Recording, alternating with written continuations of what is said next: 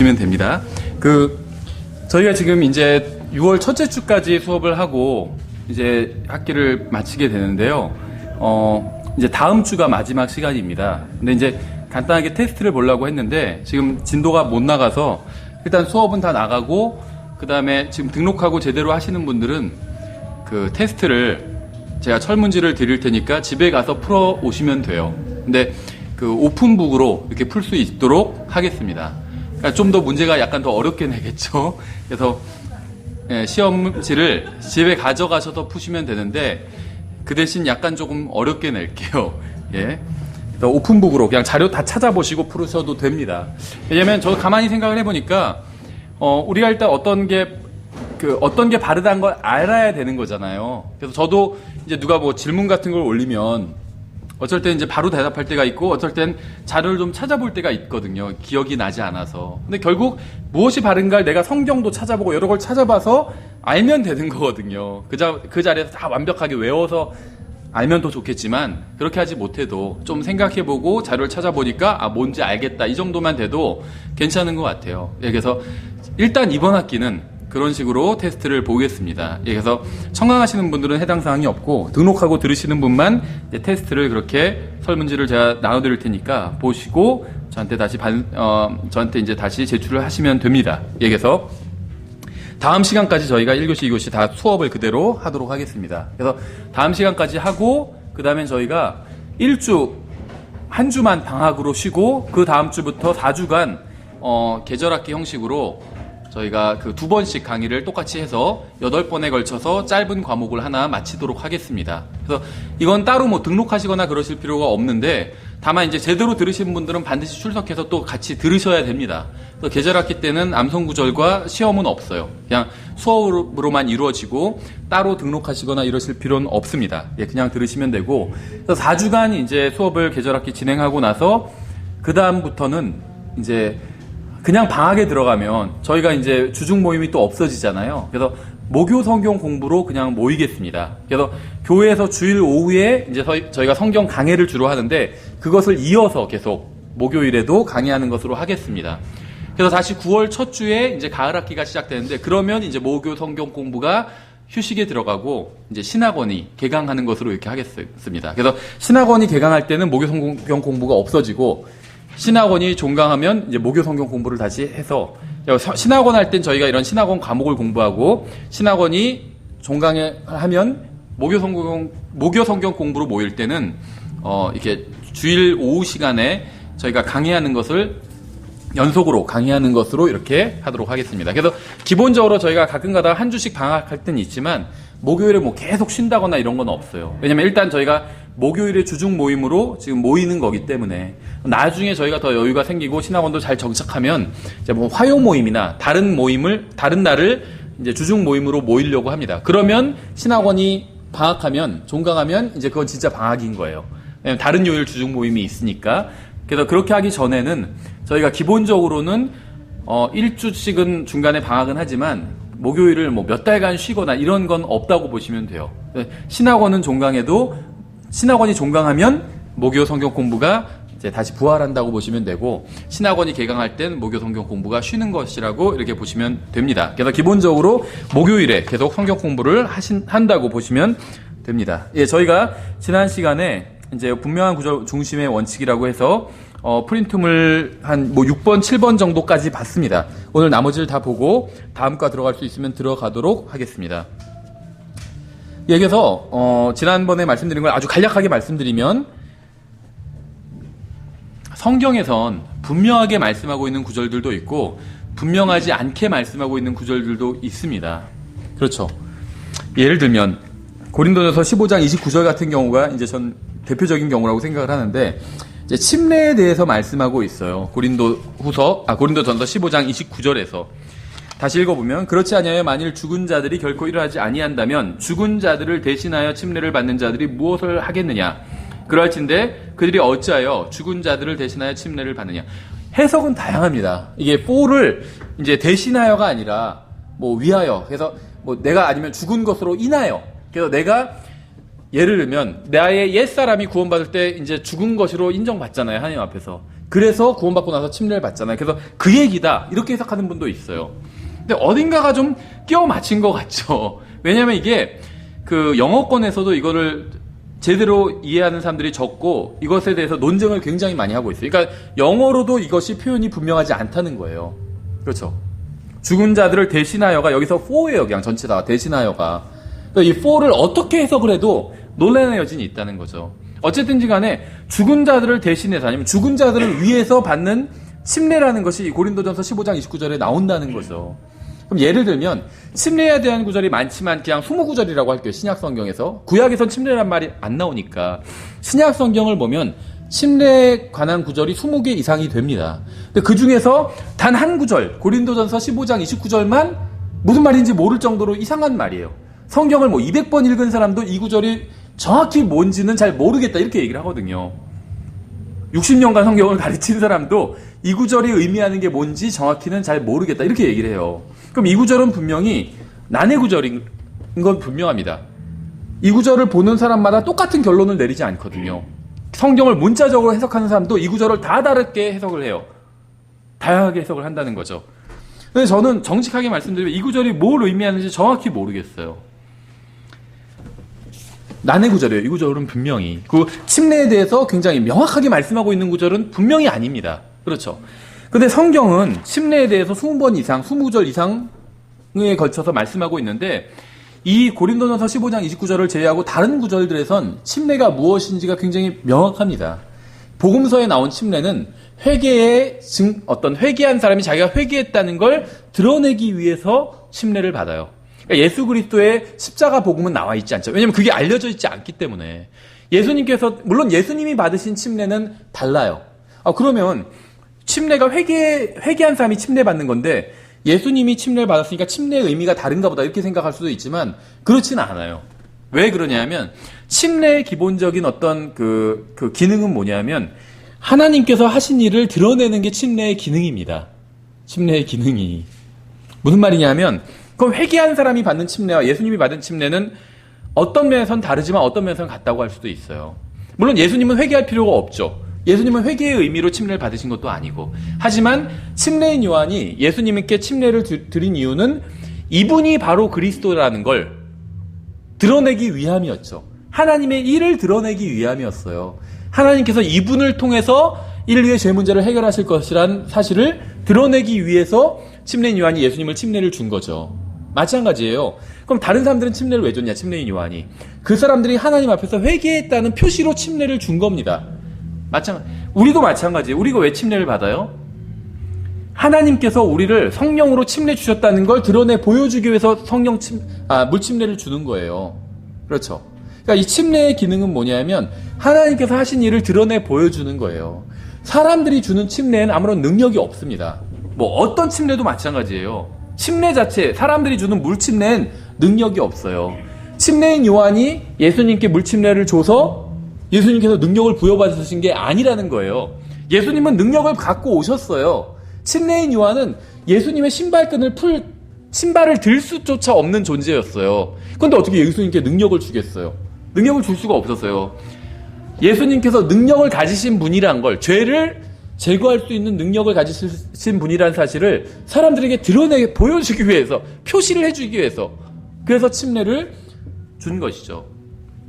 다른 백성들에게 준 침례도 마찬가지예요. 백성들한테 침례 요한이 침례를 줬다고 해서 백성들의 죄가 사해지는 게 아니었다는 거죠.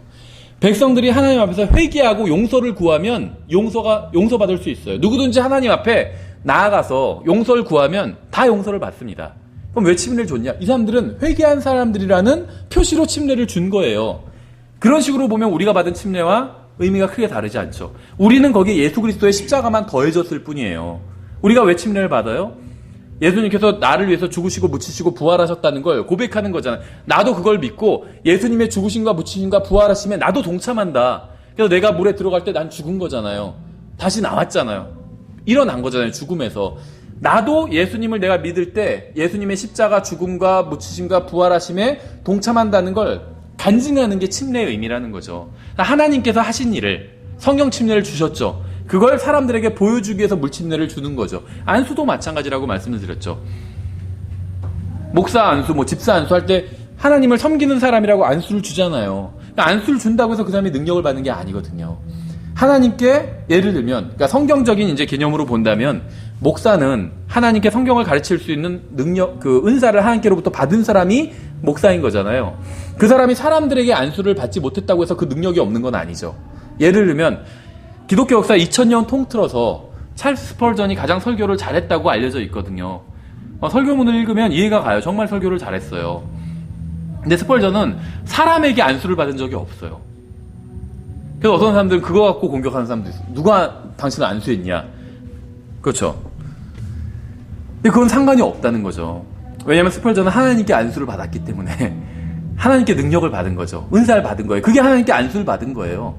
하나님의 손에 능력이 있어요. 그래서 하나님께서 누군가의 머리에 손을 얹어주시면 그 사람이 능력을 받게 되는 겁니다. 그걸 어떻게 알 수 있느냐? 그 사람이 가르치는 걸 통해서 누군가 유익을 얻게 된다면 그 사람 하나님께 은사를 받은 거예요. 그렇죠. 하나님께서 안수하신 겁니다. 그러면 사람들은 하나님께서 이 사람을 안수하셨기 때문에 우리도 이 사람을 안수합니다. 사람들에게 드러내기 위해서 안수를 하는 거예요. 그게 없어도 상관없지만 이왕이면 하는 게 더 좋겠죠. 사람들에게 알려야 되니까. 그러니까 안수나 침례나 다 마찬가지라는 거죠. 하나님께서 하신 것을 사람들이 인정하기 위해서, 인정하고 드러내기 위해서 안수를 하던 침례를 주던 그런 걸 하는 거예요. 그래서 침례가 성경에 보면 하나님께서 하신 일을 드러내기 위해서 침례를 주로 줬다는 거죠. 그래서 그 복음서에서는 회개한 사람들에게 이 사람들이 하나님께 용서받았다는 걸 드러내기 위해서, 회개했다는 걸 드러내기 위해서 침례를 주는 것이고, 이제 복음서 뒷부분 예수님의 십자가 이후부터는 이 사람이 회개하고 성령 침례를 받았다는 걸 또 보여주기 위해서 침례를 주는 거죠. 그래서 침례에 대한 교리가 어렵지 않아요. 고린도전서 15장 29절만 빼고 나머지 구절들을 보면 분명하게 결론을 내릴 수 있습니다. 그럼 침례에 대한 교리를 세울 때 어디서 시작해야 되냐? 고린도전서 15장 29절이 아니라는 거예요. 이건 애매한 구절이에요. 분명한 구절, 베드로전서 3장 21절 같은 이 분명한 구절에서 침례에 관한 교리가 시작되어야 된다는 겁니다. 그렇죠. 그러니까 단 하나의 구절을 정당화하기 위해서 20개의 구절을 바꿀 필요도 없고 20개의 구절을 정당화하기 위해서 하나의 구절을 바꿀 필요도 없다는 겁니다. 전자는 이단이 하는 짓이고 후자는 근본주의자들이 하는 짓이에요. 무슨 말이냐면 잘 생각해 보세요. 고린도전서 15장 29절은 침례를 받아야만 구원받을 수 있는 것처럼 보이는 구절이에요. 그리고 죽은 사람들을 대신해서 침례를 받는다. 이런 것을 가리키는 구절처럼 보입니다. 로마 카톨릭에서 하는 짓이죠. 죽은 사람을 대신해서 어떤 침례를 받는다. 내가 지금 하는 행위를 통해서 죽은 사람이 연옥에 갈 수 있다. 이런 걸 가르치잖아요. 로마 카톨릭의 교리거든요. 이단이 하는 짓이에요. 이 불분명한 한 구절을 억지로 끼워 맞춰서, 예를 들면 꼭 이게 침례에 대한 구절이 아니라 구원에 대한 구절도 마찬가지예요. 성경에서 구원이라고, 신약 성경에서 특히 구원에 대해서 말씀하시면 50개의 구절은 믿음으로 구원받는다고 말씀하고 있어요. 근데 한두 구절은 행위로 구원받는다는 것처럼 보이는 구절들이 있어요. 이제 그런 구절들을 우리가 연구해 봐야겠지만 그냥 겉으로 읽어보면 행위로 구원받는다는 것처럼 보이는 구절들이 있어요. 그러면 구원에 대한 교리를 세울 때 이 50개의 구절에서 시작해야 된다는 거예요. 이 한두 개의 구절이 아니라. 그렇죠. 근데 이단들은 항상 어떻게 하냐면 이 한두 개의 구절을 기준으로 삼아요. 그리고 나머지 50개 구절을 무시해버려요. 그래서 봐라, 행위로 구원받을 수 있다고 가르치는 구절이 있지 않냐. 그렇게 보이는 구절을 보여줘요. 그러면서 이 구절에서 구원론을 세우고자 해요. 그럼 나머지 믿음으로 구원받는다는 구절 훨씬 더 많이 있죠. 그걸 싹 다 무시해버리는 거예요.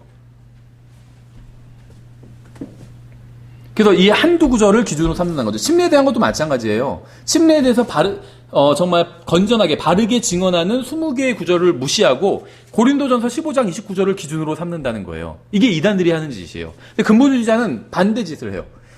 침례에 대해서 제대로 말씀하고 있는 20개 구절이 있잖아요. 이걸 해석을 이제 바르게 해요. 여기까지는. 그런데 고린도전서 15장 29절은 다른 말씀을 하고 있어요. 그렇죠? 고린도전서 15장 29절과 베드로전서 3장 21절이 같은 말씀을 하고 있진 않아요. 분명한 건. 근데 이거를 같은 것이라고 해석을 해버려요. 그러니까 침례에 대해서 바르게 말씀하고 있는 20개의 구절을 갖고 교리를 바르게 세워요. 여기까지는 좋아요. 그럼 거기서 스탑을 해야 되는데 더 나아가서 다른 말씀을 하고 있는 고린도전서 15장 29절도 이걸 말씀하고 있는 거라 하고 의미를 뜯어 고친다는 거죠. 구원에 대해서도 마찬가지예요. 행위 구원을 가르치는 것처럼 보이는 구절들이 있어요. 그럼 그 구절들은 이제 문맥에 따라서 왜 그런 말씀을 하고 있는지, 그게 영혼의 구원, 혼의 구원이 아니라 뭐 육체의 구원을 의미한다든지 문맥을 보면 드러나요. 근데 그걸 문맥을 통해서 파악하려고 하지 않고 나머지 바른 구절들, 성경에서 분명히 믿음을 통해서 구원받는다고 말씀하고 있잖아요. 그러니까 여기서 행위에 대해서 말씀하고 있지만 이건 행위가 아니라 사실은 뭐 믿음을 말하는 거다, 이런 식으로 또 성경을 변기시켜 버린다는 거죠, 근본주의자들이. 그러니까 좋은 의도를 갖고 하는 거지만 어쨌든 간에 성경을 변기시키고 있는 거죠. 왜곡하고 있는 것이고. 그렇죠. 여기서 우리는 죽은 자를 대신해서 침례를 받는 것이 무엇인지 아무도 몰라요. 저도 모르고 여러분도 모릅니다. 아무도 모릅니다. 그렇죠. 그럼 이건 모르는 대로 그대로 놔둬야 된다는 거예요. 여기서 침례에 대한 교리를 세우면 안 된다는 거예요. 분명한 구절들이 있잖아요. 20개는 한 구절은 애매하지만 나머지 20개는 분명하고 쉬워요. 왜 침례를 받는지 쉽게 설명하고 있어요. 그럼 거기서 침례에 관한 교리를 세워야 된다는 거죠. 이 침례는 아무것도, 영혼을 바꿀 수가 없어요. 죽어서 셋째 하늘에 갔건 지옥에 갔건 상관없이 침례는 아무것도 바꿀 수 없습니다.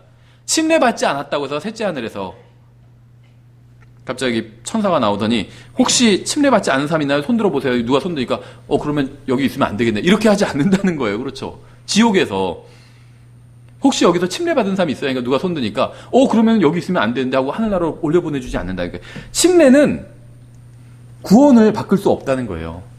그렇죠. 이게 성경이 침례에 대해서 말씀하고 있는 겁니다. 그런데 애매하게 말씀하시는 구절이 단 하나가 있어요. 고린도전서 15장 29절. 그럼 이것을 기준으로 교리를 세워서는 안 된다는 겁니다. 그래서 항상 분명하고 평이한 부분부터 연구해서 이것으로부터 출발해서 이제 불확실한 부분, 어려운 부분까지 나아가야 되는 거예요. 예를 들면 요한복음 3장 3절에 이렇게 되어 있죠. 예수님께서 그에게 응답하여 이르시되 진실로 진실로 내가 내게 이르노니 사람이 다시 태어나지 아니하면 하나님의 왕국을 볼 수 없느니라 하시니라. 이것은 거듭남에 대한 말씀이지만 하나님의 왕국에 대해서 어떤 정보를 제공하고 있죠. 이 구절은 거듭나고 나면 하나님의 왕국을 볼 수 있다는 말씀을 하고 있는 것일까요? 잘 생각해 보세요. 사람이 다시 태어나지 아니하면 하나님의 왕국을 볼 수 없느니라, 이렇게 말씀하고 있죠. 그럼 이 구절만 놓고 보면 하나님의 왕국을 볼 수도 있다는 것 같이 보이죠. 왜냐하면 여기선 거듭나지 아니하면, 다시 태어나지 아니하면 하나님의 왕국을 볼 수 없다고 그랬잖아요. 그러면 다시 태어나면 하나님의 왕국을 볼 수 있다고 생각할 수도 있죠. 그렇죠. 근데 그렇게 결론을 내려서는 안 된다는 거예요. 왜냐하면 이 구절은 하나님의 왕국에 대해서 말씀하고 있지만 하나님의 왕국에 대한 모든 정보를 다 담고 있지는 않다는 겁니다. 그래서 이 구절 하나만을 가지고 하나님의 왕국에 대한 정의를 내릴 수 없다는 거예요. 하나님의 왕국에 대해서 이야기하고 있지만 하나님의 왕국에 대한 가장 기본적인 정보를 제공하고 있는 것은 아니기 때문에 이 구절은. 그렇죠. 4절에선 이렇게 되어 있어요. 니고데모가 그분께 이르되 사람이 늙으면 어떻게 태어날 수 있나이까? 두 번째 모태에 들어갔다가 날 수 있나이까 하며. 예수님이 거듭남에 대해서 말씀하셨는데 니고데모는 바르게 이해하지 못했습니다. 거듭남이 일종의 어떤 환생이 아닐까, 이렇게 생각한 거예요. 그러니까 거듭남의 의미를 전혀 이해하지 못한 거죠. 5절에 예수님께서 대답하시되 진실로 진실로 내가 내게 이르노니 사람이 물에서 나고 성령에게서 나지 아니하면 하나님의 왕국에 들어갈 수 없느니라. 물에서 태어난다는 것의 의미가 무엇일까요? 2000년 동안 기독교 역사상 이거 갖고 많은 논쟁이 있었습니다. 이게 침례를 의미하는지, 세례를 의미하는지, 몸을 깨끗이 씻는 것을 의미하는지, 아니면 종교적인 어떤 정결례를 의미하는지, 이런 걸 놓고 종교인들이 논쟁을 했어요. 그런데 다행히도 요한복음에는 18개의 장에 걸쳐서 예수 그리스도를 믿는 믿음을 통해서 어떤 침례나 어떤 물로 씻음 없이 사람이 구원받을 수 있다고 명백하게 말씀하고 있다는 거죠. 그래서 우리가 요한복음 3장 5절에서 말씀하시는 물에서 난다는 말씀의 의미를 모르더라도 요한복음의 수많은 구절들을 통해서 어떻게 하면 구원받고 거듭나고 하나님의 자녀가 될 수 있는지 충분히 알 수 있다는 겁니다. 그렇죠. 그러니까는 우리는 이게 사람이 물에서 나고 이게 의미한 게 뭔지 알아요. 물에서 나지 아니하고 성령에서 나지 않으면 하나님의 왕국에 들어갈 수 없느니라. 육에서 난 것은 6이요. 성령에서 난 것이 0이라고 분명히 말씀하고 있잖아요. 그러니까 그대로 대입해보면 물에서 난 것은 6에서 난 거고 성령에서 난 것은 성령에서 난 거예요. 그런데 우리는 이제 성경을 문자적으로 해석하고 문맥에 따라서 해석하니까 이게 어렵지 않은데 그렇게 해석하지 않는 사람들은 이게 무엇인지 이해하지 못했다는 거예요. 그래서 기독교 역사상 2000년 동안 이것이 이제 난제에 꼽혔습니다. 그렇죠. 침례 주고 세례 주고 하는 게 이 구절을 근거로 주는 거예요. 그래서 봐라, 세례 주고 그 다음에 그 사람이 성령을 받으면 그 사람이 이제 거듭나게 된다. 이렇게 생각했다는 거죠. 물에서 났다는 것이 세례를 의미한다. 이렇게 생각했다는 거예요. 그런데 이게 무슨 말씀인지 모른다 친다 할지라도 우리는 이걸 알지만 이게 쉬운 말씀은 아니에요, 분명히. 그렇기 때문에 많이 개신교나 카톨릭에서 이 말씀을 오해하고 있죠. 그럼 이 말씀이 어려운 말씀인 건 사실이에요. 근데 그렇다 할지라도 걱정할 건 없다는 거예요. 왜냐하면 물에서 난다, 또 성령에서 난다. 그러면 하나님의 왕국에 들어갈 수 있다. 성경 그렇게 말씀하고 있잖아요. 그러면 이것이 하나님의 왕국에 들어간다는 것이 다른 말로 하면 구원받는다는 걸 의미하겠죠. 그럼 요한복음은 계속해서 사람이 어떻게 구원받을 수 있는지를 다른 식으로 표현하고 있다는 겁니다. 근데 거의 매 장에 걸쳐서 예수님을 믿어야 구원받을 수 있다. 이걸 강조하고 있다는 거예요, 요한복음은. 그럼 사람이 물에서 나고 성령에서 나야 하나님의 왕국에 들어간다. 구원받을 수 있는데 이 물에서 나는 게 뭔지 모르겠다 해도 걱정할 게 없다는 거예요. 다른 챕터에선 예수님을 믿어야 구원받는다고 계속 거듭해서 설명하고 있기 때문에. 그러면 구원론을 우리가 정립할 때 요한복음 3장 5절이 어렵다면 이걸 기준으로 세울 필요가 없다는 거예요. 다른 성경의 다른 부분, 요한복음의 다른 부분에선 예수님을 믿어야 아들을 믿고 받아들이고 그러면 구원받는다. 이렇게 분명히 말씀하고 있잖아요. 그럼 거기서 구원론의 기초를 세워야 된다는 겁니다. 근데 로마 카톨릭은 그런 데서 세우지 않고 여기서 세우고 있다는 거예요. 아, 물에서 나고 성령에서 나야지 하나님의 왕국에 들어갈 수 있다고 했으니까 물에서 나는 게 무엇이냐? 이게 바로 세례다. 이런 식으로 여기서 구원론을 세우고 있다는 겁니다. 그렇게 해서는 안 된다는 거예요. 교리를 세울 때 애매한 구절이 있고 어려운 구절이 있고 쉬운 구절이 있어요. 항상 쉬운 구절에서 시작해야 된다는 거예요. 어려운 구절에서 시작할 필요가 없다는 겁니다. 물에서 난다는 것이 이 킹제임스 성경을 믿는 진영에선 쉽게 해석하지만 그 외의 모든 곳에서 다 이걸 해석을 바르게 못하고 있어요. 근본주의, 건전한 진영에서도 이것은 뭐 하나님의 말씀에서 나는 거다. 물이 하나님의 말씀을 상징하기 때문에 이런 식으로 해석을 합니다. 이건 건전하죠, 비교적 그거는. 침례나 세례라고 해석하지 않기 때문에 비교적 건전하지만 틀린 해석이에요, 사실은. 그렇죠. 그러니까 쉽지 않은 본문인 거는 사실이에요. 그러면 쉽지 않은 본문에서 교리를 세우는 출발을 하면 안 된다는 겁니다. 교리를 세우는 것은 쉽고 분명한 구절에서 시작해야 된다는 거예요. 그렇죠. 생각해 보세요. 짐승의 피로도 피와 물죽이 어느 게 더 가치 있을까요? 성경에 나오진 않지만 그냥 상식적으로 할 때 당연히 피가 더 가치 있겠죠, 물보다는. 근데 짐승의 피로도 구원받지 못했어요. 근데 어떻게 물로 구원받을 수가 있겠어요? 조금만 상식적으로 생각해 본다면 카톨릭에서 뭐 성수라고 하면서 물 뿌리고 그러잖아요. 그거는 정말 거룩한 것과는 아무런 관련이 없다는 걸 알 수 있어요. 짐승의 피로도 사람을 거룩하게 못했는데 어떻게 물로 거룩하게 한다는 거예요. 말이 되지 않다는 걸 알 수 있죠. 어떤 분 이런 얘기를 했더라고요. 카톨릭 교회가 있고 성당이 있고 옆에 술집이 있었대요. 수도관이 지나가는데 카톨릭 교회에서 이어진 수도관으로는 거룩한 물이 나오고 그 옆집에 술집에서 나오는 그쪽에선 거룩하지 않은 물이 나오고 이게 가능하냐는 거죠. 물은 거룩하고 거룩하지 않고 이런 대상이 아니라는 겁니다. 전혀 그런 의미가 없다는 거죠. 그렇죠. 여기서 뭐 침례에 대한 교리든 구원에 관한 교리든 어떤 교리를 세운다 할지라도 성경에 보면 분명하고 쉬운 구절이 있고 또 어려운 구절이 있어요, 분명히. 그럼 어려운 구절을 근거로 교리를 세워서는 안 된다는 겁니다. 지난번에 예를 든 것처럼 그 불의한 청지기의 비유가 있죠. 그럼 이거는 난지에 속해요. 예수님께서 이 청지를 본받으라고 하셨는데 왜 본받으라고 하셨는지 사람들이 잘 이해를 못해요, 성경을 읽어도. 왜냐면 하는 짓을 보니까 불의하거든요, 분명히. 그래서 소제목도 사람들이, 원래 성경에는 없지만 사람들이 불의한 청지기라고 그렇게 소제목을 달았거든요. 분명히 불의해요, 한 짓이. 그렇죠. 그런데 예수님께서 본받으라고 하셨다는 거죠. 그럼 이 구절을 가지고 그리스도인의 어떤 생활의 지침으로 삼을 수는 없다는 겁니다. 그렇죠.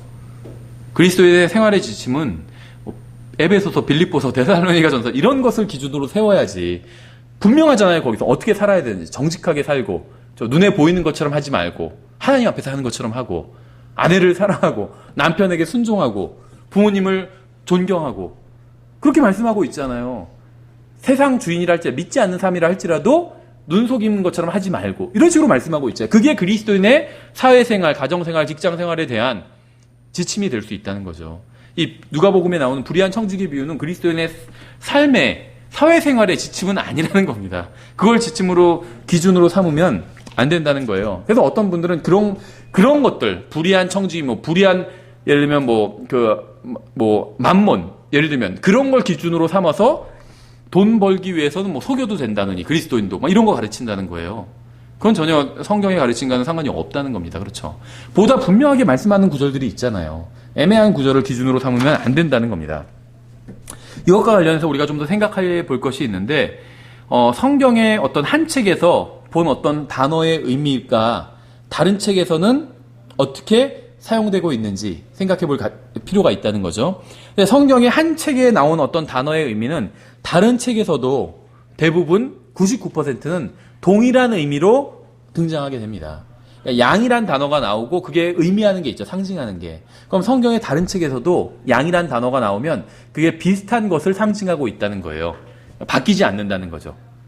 그렇죠. 그래서 우리가 어떤 그 성경에서 분명히 말씀하고 있는 그 부분에서 어떤 교리를 세우면 분명하지 않은 것 같은 교리에 대한 것도 충분히 어느 정도 또 이해해 갈 수가 있다는 겁니다. 그렇죠. 왜냐하면 단어를 성경에서는 의미를 바꾸지 않기 때문에 한쪽에서 어떤 단어를 사용하면 그 단어의 의미 그대로 다른 쪽에서도 동일하게 사용하고 있다는 거예요. 99%는. 양이라는 단어가 성경에서는 긍정적인 단어로 사용되고 있죠. 다른 곳에서도 긍정적으로 사용하고 있다는 거예요. 대부분은. 어떤 양이라는 단어가 갖는 특징을 그대로 가지고 와서. 예를 들면 성경의 다른 곳에서는 구원은 항상 은혜로 받는 게 구원이에요. 그렇죠. 신약에서 예를 들면 에베소서에선 구원은 믿음을 통해서 은혜로 받는 것이다. 이렇게 말씀하고 있어요. 그러면 다른 곳에서 구원의 의미가 달라지지 않는다는 거예요. 의미가 통일성을 갖는다는 겁니다. 성경에서는. 신약에서 구원이 믿음을 통해서 은혜로 받는 것이면 구약에서도 구원은 믿음을 통해서 은혜로 받는 거예요. 그렇죠. 구원은 항상 예수님을 믿어야만 구원받는다. 성경 그렇게 말씀하고 있지 않죠. 우리는 예수 그리스도를 믿고 구원받았다. 사도 바울이 그렇게 얘기를 해요. 근데 항상 예수님을 믿어야 구원받는다. 이런 말은 성경에 없어요. 구약 성도들은 예수님을 믿고 싶어도 믿을 수가 없었기 때문에. 하지만 구원은 항상 믿음을 통해서 은혜로 받는 것이에요. 그렇죠. 왜냐하면 이게 구원에 관한 성경의 기본 개념이라는 겁니다. 그래서 구원을 이렇게 정의하고 있으면 신약에서 구약에서도 그대로 그것이 해당된다는 거예요. 구원에 대한 정의가 신약 따로 구약 따로 이렇지는 않다. 신약에서는 믿음을 통해서 은혜로 받지만 구약에서는 믿음과 행위가 필요하다. 이런 식으로 정의하고 있지 않다는 거예요. 개념이 똑같다는 겁니다. 구원에 대한 개념이 신약이나 구약이나. 그래서 성경에서 한 번 사용된 단어는 항상 일관되게 같은 것을 의미한다는 겁니다. 99%는. 만약 한 책에서 사용된 단어의 의미가 다른 책에서는 바뀌어 버린다면 결코 성경을 제대로 연구할 수가 없어요. 성경을 서로 비교해서 연구할 수가 없죠. 성경은 어떤 진리를 여기서 조금 저기서 조금 계속 그런 식으로 계시해 놓고 있어요. 그러니까 한쪽에서 어떤 진리에 대한 이야기를 하고 다른 쪽에서 똑같은 단어를 다른 식으로 사용해 버린다면 제대로 개념을 이해할 수가 없게 된다는 거죠. 그래서 그 성경에서는 어떤 한 단어에 대해서 설명하고 있으면 다른 곳에서도 같은 의미로 대부분 사용하고 있다는 겁니다. 그 단어를. 그래서 우리가 좀 더 쉽고 분명한 부분에서 성경 교리를 세우면 어려운 부분에서 하고 있는 이야기도 이해하는데 도움을 받을 수 있다는 겁니다. 그렇죠. 이 단어의 개념뿐만 아니라 교리의 개념도 마찬가지예요. 만약 예수 그리스도께서 다시 오셔서 통치하시고 예루살렘에서 통치하실 것이다 라고 성경의 한 책에서 말씀하셨다면 성경이 끝날 때까지 그러한 예언의 내용이 다른 것으로 변하지 않는다는 거예요. 그렇죠. 예수님의 재림에 대해서 성경이 말씀하고 있는 게 있죠. 예를 들면 구약에서는 이 초림과 재림이 나눠져 있지 않아요. 그렇죠. 초림과 재림이 붙어있는 한 구절 내에 같이 나오는 경우가 너무 많습니다. 구약의 예를 들면 예언서들을 보면 초림과 재림이 한 구절 내에 붙어있는 경우들이 굉장히 많이 있어요. 그 어떤 경우에는 초림 나오고 재림 나오고 이런 경우도 있고 재림 나오고 초림 나오고 이런 경우들도 있어요. 그렇죠. 왜냐하면 순서대로 설명하는 게 아니라 그냥 구약 성경에선 막 어떤 사실들을 열거하고 있기 때문에. 그렇죠. 근데 신약 성경에선 이걸 순서대로 설명하고 있다는 거예요. 보다 우리가 이해하기 쉽게. 그래서 항상 초림이 먼저고 그 다음에 나중에 예수님께서 재림하실 것이다. 이런 식으로 설명하고 있다는 거죠. 그러면 이 개념이 바뀌지 않는다는 거예요. 그렇죠. 구약 성경에서 거꾸로 말했다, 신약 성경에서 바로 말하고 이런 식으로 하지 않는다는 겁니다. 신약이 보다 더 이해하기 쉽게 말씀하고 있잖아요. 그럼 그거를 기준으로 삼으면 된다는 겁니다. 그러면 그 순서가 계속 끝까지 간다는 거예요. 처음부터도 사실은 그 순서였다는 거예요. 그렇죠. 그래서 성경은 일관적인 어떤 기조로 기록된 책입니다. 하나님께서는 성경의 독자들을 혼란스럽게 하시거나 바보로 만드시는 분이 아니에요. 주님은 문제를 복잡하게 만드시는 분이 아닙니다. 그래서 성경에서 어떤 말이 나오면 그건 항상 말을 의미하고 병거가 나오면 항상 병거를 의미해요. 이게 바뀌지 않는다는 거예요. 성경에서 어떤 상징적인 언어를 물론 사용하기도 합니다. 그렇죠? 그런데 이 상징도 의미의 통일성을 깨는 것은 아니라는 겁니다. 무슨 말이냐면 성경에서 분명한 구절로 말씀하고 있는 구절들이 있어요. 그럼 상징을 통해서 보여주는 진리도 이 분명하게 말씀하시는 것을 통해서 세운 교리를 깨는 것은 아니라는 거예요.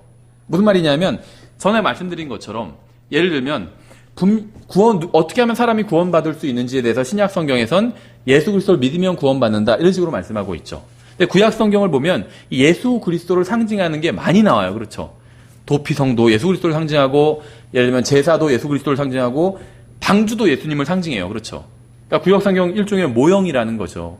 그럼 이 방주가 상징하고 있는 것들이 예수님을 상징하지만 이제 방주가 의미하고 있는 것들이 많이 있어요. 우리가 방주를 연구하다 보면 알게 되는 사실들이 많이 있다는 거죠. 그런데 이제 방주를 연구하면서 알게 된 사실들을 다 기록을 했는데 만약에 신약 성경에서 예수님에 대해서 말씀하시는 것과 예수님에 대해서 말씀하시는 것과 직접적으로 말씀하시는 것과 비교해 보니까 특징이 달라요. 그러면은 신약 성경에서 예수님에 대해서 직접적으로 말씀하시는 구절을 기준으로 삼아야 된다는 겁니다. 방주가 예수 그리스도를 상징하는 건 당연하죠. 그런데 방주는 만들어진 날이 있죠.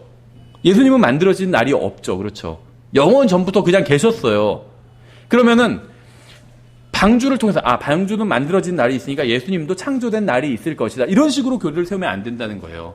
예수님은 영원 전부터 계셨기 때문에 방주가 만들어진 날이 있으면 방주가 예수 그리스도를 상징하는 건 맞지만 이 부분에 있어서는 상징하는 게 아니다. 이런 식으로 결론을 내려야 된다는 겁니다.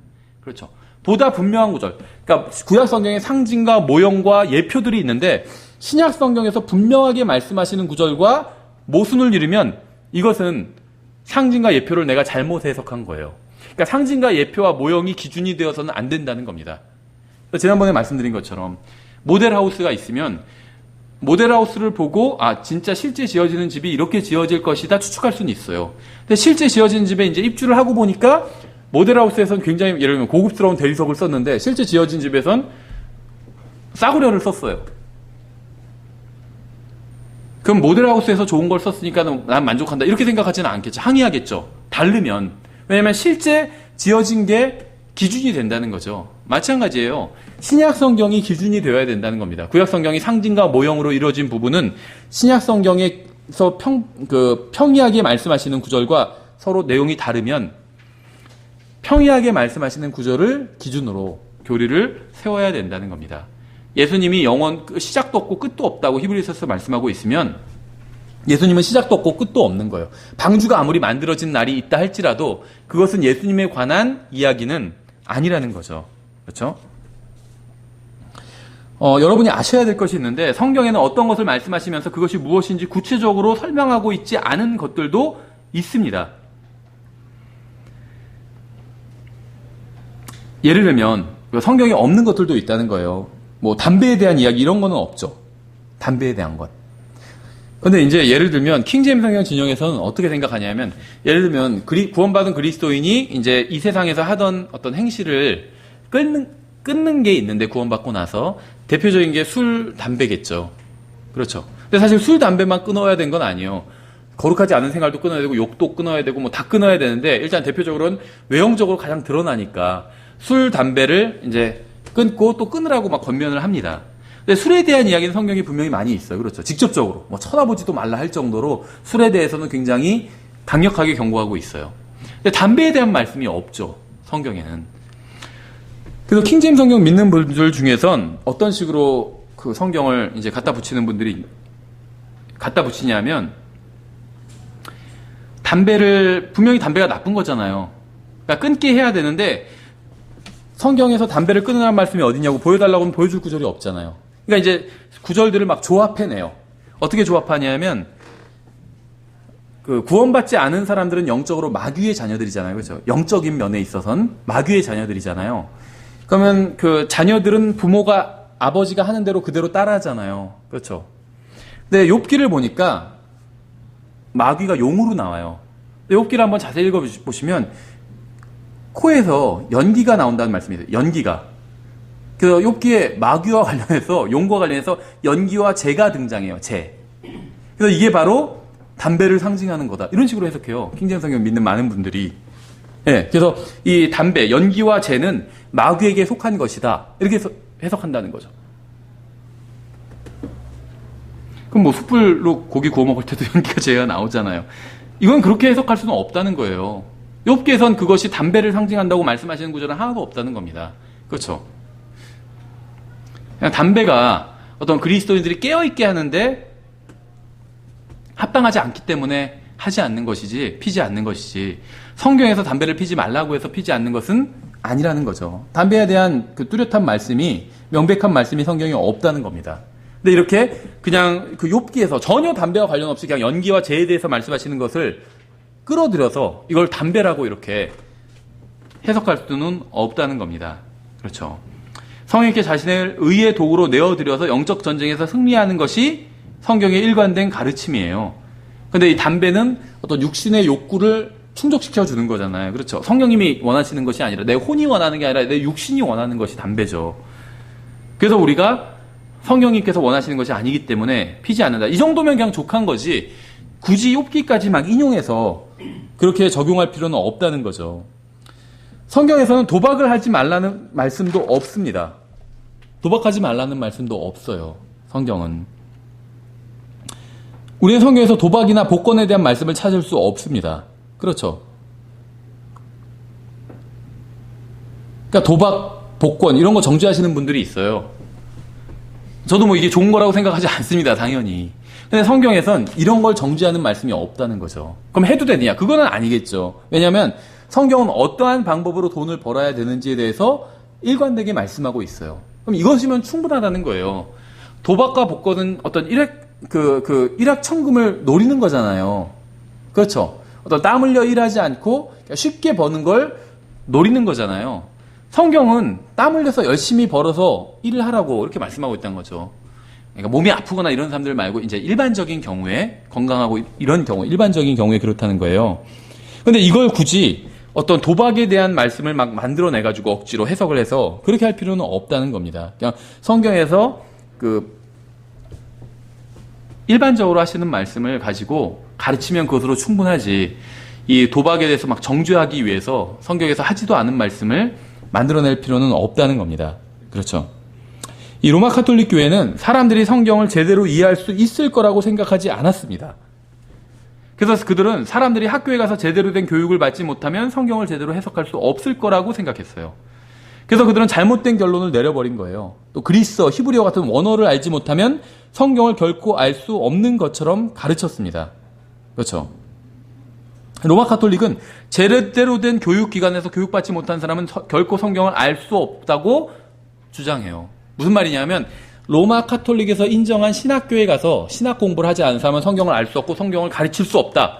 이렇게 주장한 거예요. 그러니까 성경은 어려운 책이기 때문에 보통 사람들이 알 수도 없고 함부로 가르쳐서도 안 된다. 이런 주장을 했어요. 극단적인 주장이죠. 그렇죠. 이에 반해서 개신교는 어떤 주장을 했냐면 구원받은 사람들 안에는 성령님께서 거주해 계시기 때문에 누구나 혼자서도 다른 사람의 도움 없이도 성경을 연구하고 알 수 있다고 가르쳤습니다. 그 결과 수많은 교단과 이단이 출현하게 됐어요. 그러니까 서로 극단적인 가르침이죠. 로마 카톨릭은 아무나 성경을 가르쳐서는 안 된다. 이렇게 한 거고, 개신교는 누구나 다 성경 가르칠 수 있다. 이렇게 한 거고, 둘 다 극단인 거예요. 우리는 혼자서도 진리를 알 수 있지만 다른 그리스도인을 통해서 내가 연구한 진리가 성경에서 말씀하시는 진리와 일치하는 것인지 확인할 수 있다는 거죠. 그렇죠? 여기서 조화를 이루어야 된다는 거예요. 내 안에 성령님께서 계시죠. 그래서 혼자서도 진리를 알 수 있어요. 그렇죠? 내 안에 계신 성령님께서 진리를 인도해 주시겠죠. 이건 사실이죠. 각 사람 안에 기름 부음이 있기 때문에 충분히 진리를 알 수 있다고 요한일서에서도 말씀하고 있잖아요. 근데 이것을 나에게만 적용하면 안 된다는 거예요. 내 안에 성령님께서 계시기 때문에 나에게 내가 성경을 읽을 때 성경의 진리들을 알려주실 수 있죠. 성령님께서. 그것과 마찬가지로 구원받은 다른 형제 자매 안에도 성령님께서 계시고 그 사람이 성경을 연구할 때 성령님께서 또 그 사람을 진리의 길로 인도해 주실 거라는 겁니다.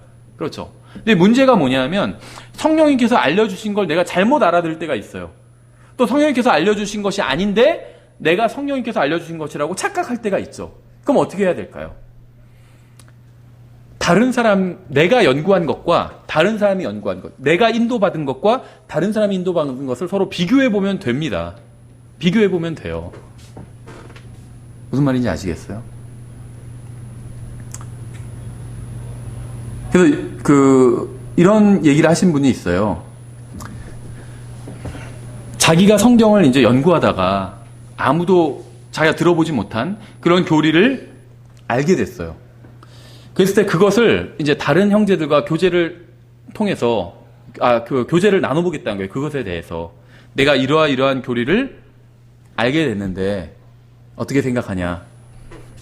그랬더니 그 형제가 딱 들어보더니 이거는 진리가 아닌 것 같습니다. 이렇게 얘기한다는 거예요. 그럼 알았어요 하고 또 다른 형제랑도 교제를 나눠봤더니 그 형제도 이것은 진리가 아닌 것 같습니다. 이렇게 얘기한다는 거예요. 아무도 자기가 연구해낸 그 교리를 아무도 인정하지 않는다는 거예요. 그럼 일단 거기서 덮어두겠다는 거예요. 그리고 5년 정도 더 연구를 해보고 묵혀두고 있다가 나중에 5년이나 10년 후에 다시 이야기를 해보겠다는 거예요.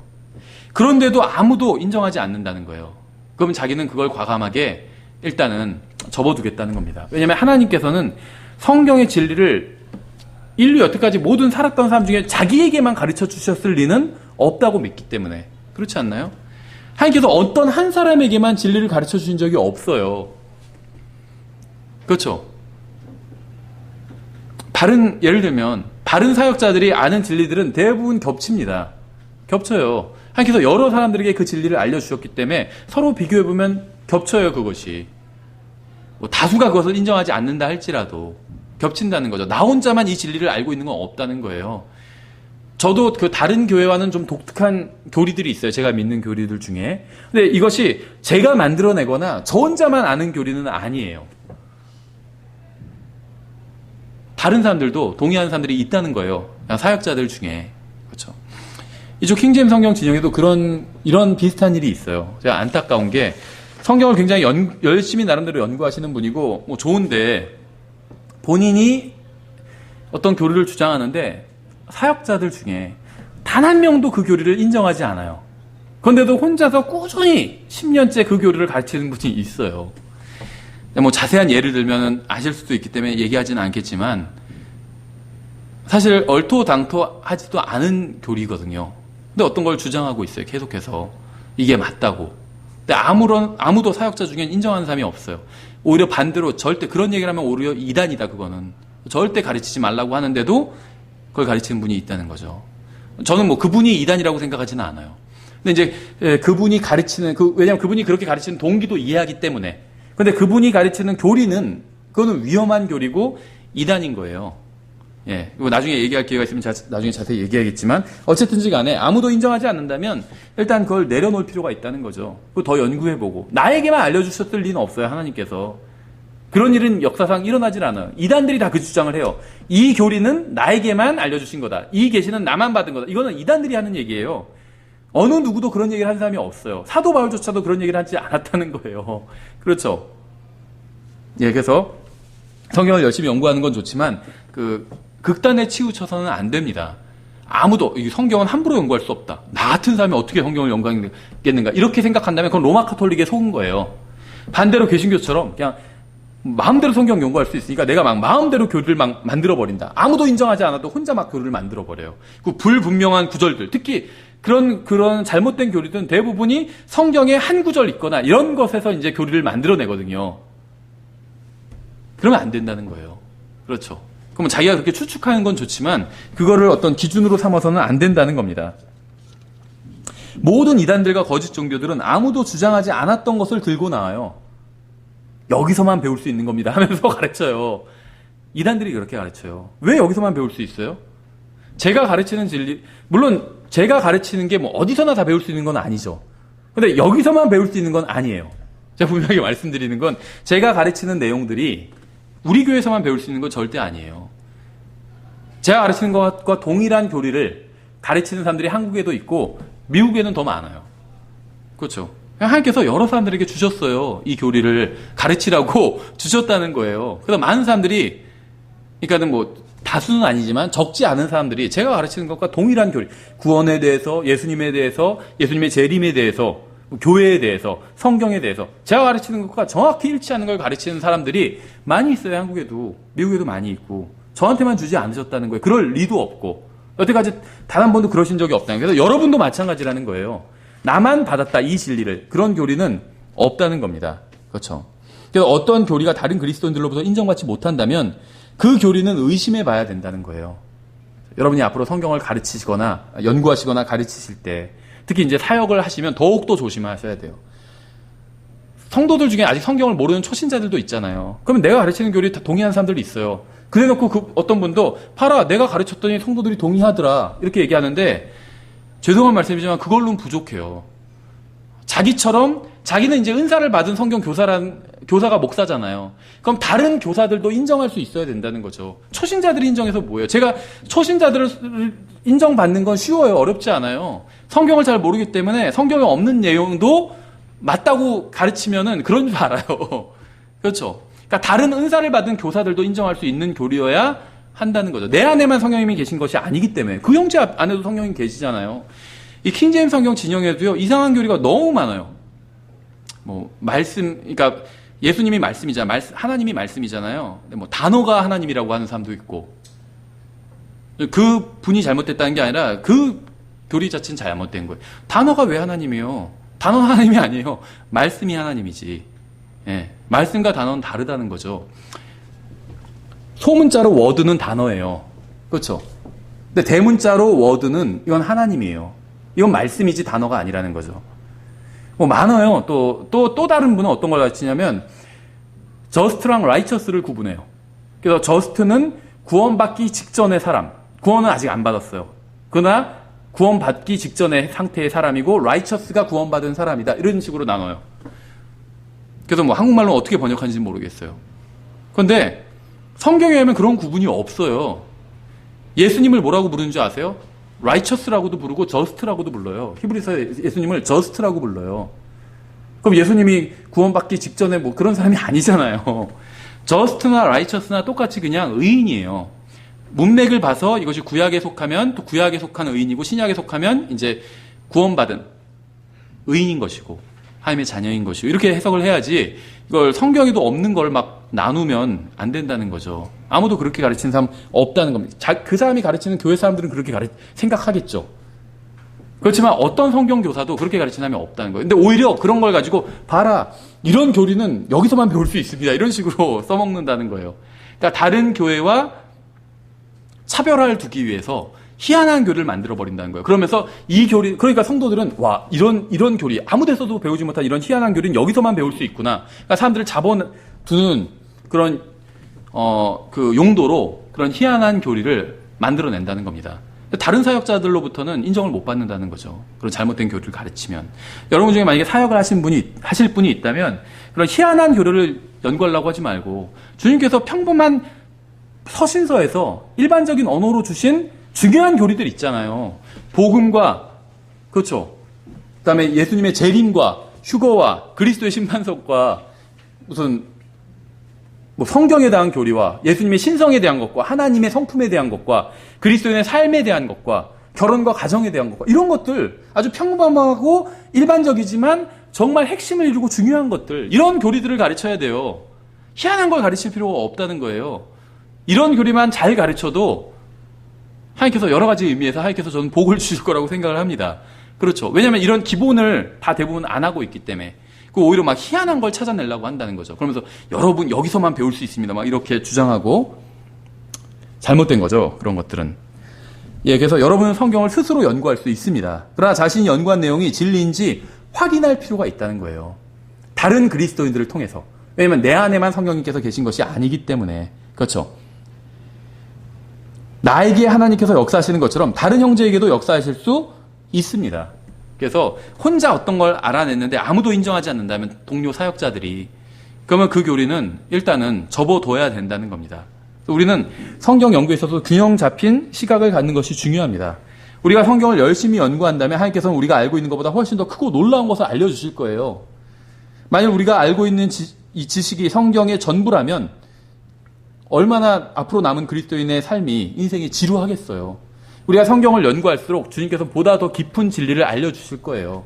하지만 나에게만 알려주시는 것은 아니라는 거예요. 나만 성경을 열심히 연구하는 사람 아니잖아요. 다른 형제들도 있잖아요. 그렇죠. 다른 형제들에게도 알려주실 거예요. 그래서 우리가 각자 성경을 연구해도 제대로 연구한다면 서로 만나서 교제가 되는 거예요. 저는 그런 사람들 많이 봤어요. 심지어 킹제임 성경을 믿지도 않는 사람인데 그 사람도 성경을 열심히 연구하던 사람이에요. 만나니까 교제가 돼요. 그렇죠.